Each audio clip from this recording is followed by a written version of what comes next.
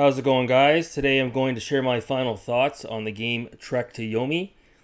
Before we begin, I would like to give a quick shout out to Marcus from Dads and Lads Gaming, who had assisted me on how to transfer gameplay footage from my Xbox to the Xbox Cloud. I very much appreciate that. All footage you are seeing here today was handpicked from my complete playthrough of the game, and the footage here is in chronological order from the start until the very end of the game. Now, for those of you who don't know, Trek to Yomi was released on May 5th, developed by Polish studio Flying Wild Hog, and published by Devolver Digital. Released for Windows, PlayStation 4, PlayStation 5, Xbox One, and Xbox Series X and S. Yes, that's right, if you own a Switch, you are shit out of luck. Trek to Yomi is a side-scrolling action game based in Japan and set in the Edo period, where you play as a young samurai named Hiroki, whose village has been raided by bandits. You are then tasked with saving the people of the village, or maybe it's the village you are saving, or possibly his love interest. You know what? Screw the story. It doesn't matter. I'm not going to spend too much time talking about the gameplay here, as the video speaks for itself, but I did want to provide my brutally honest assessment of the game. The black and white aesthetic of the game was brilliantly done by the folks at Flying Wild Hog, and I would rate the graphics and presentation a 10 out of 10. The way in which the camera swoops in and out during gameplay clearly took a page out of Brian De Palma's book.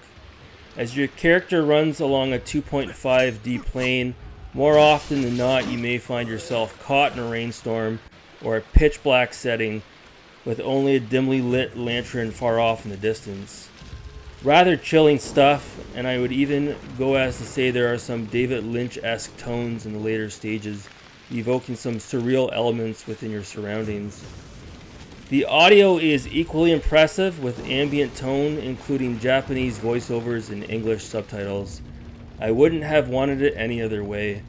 As for the gameplay, this might be my biggest gripe, as I found the combat moves are similar to button pressing combinations found in games of yesteryear such as Mortal Kombat, and more oftentimes than not I found myself hacking and slashing my way through the game using my katana with reckless abandon and without a care in the world regarding the optional combos and moves.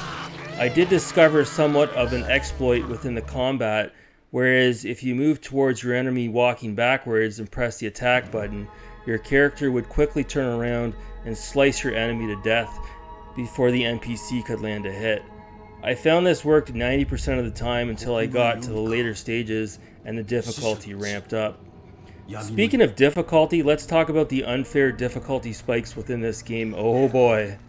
So full disclosure, I played this game on easy and it was a cakewalk until I arrived at Chapter 5. There were some truly ridiculous difficulty spikes, especially towards the end of Chapter 6 and the final boss battle at the end of Chapter 7. I rage quit a few times and nearly threw my controller through the TV. Don't believe me? Go play the game on normal and let me know how it goes. The game is long enough, as it took me several hours to beat, and some may say, oh, you know what? It's only a few hours long. That's a pretty short game. I would disagree, as playing an open world game a la Skyrim could surely hold this argument to be true, but when we are talking about a side-scrolling action title, 6 to 7 hours is almost too long. One only needs to look back at many of our childhood games of yesterday and be reminded of how short some of those great experiences were. One interesting item to mention is that there are multiple paths and decisions throughout the game that change the course of the story and each level, as I often went left to check out where it led me, only to enter a point of no return, not able to go back and see where the other path led to, which is an interesting design choice to say the least, and makes you want to run the game back a second time to see what else I can discover. Once you complete the game, you cannot return to your last save state. It's back to the title screen and you are forced to begin a new session. Pretty badass if you ask me. One glitch I did run into playing this game on my Xbox was I noticed periodically I was not able to capture screenshots of my gameplay, only video. Hopefully this is patched over the course of the upcoming weeks. I also did want to say I found the combat to be a bit cheesed, as oftentimes your character was in a state of suspended animation while being attacked by an enemy with no way to counterattack until your foe stopped swinging his katana and took a few steps back. Trying to counterattack would just leave you on the ground dead and bloodied with no chance of survival. All in all, I thoroughly enjoyed Trek to Yomi, and I would highly recommend this game. One could argue there is a bit of style over substance here, and that the gameplay doesn't quite live up to the beautiful visual presentation of the game, but I know for myself the visual presentation was the main reason I was drawn to this game to begin with, and the gameplay was second fiddle here.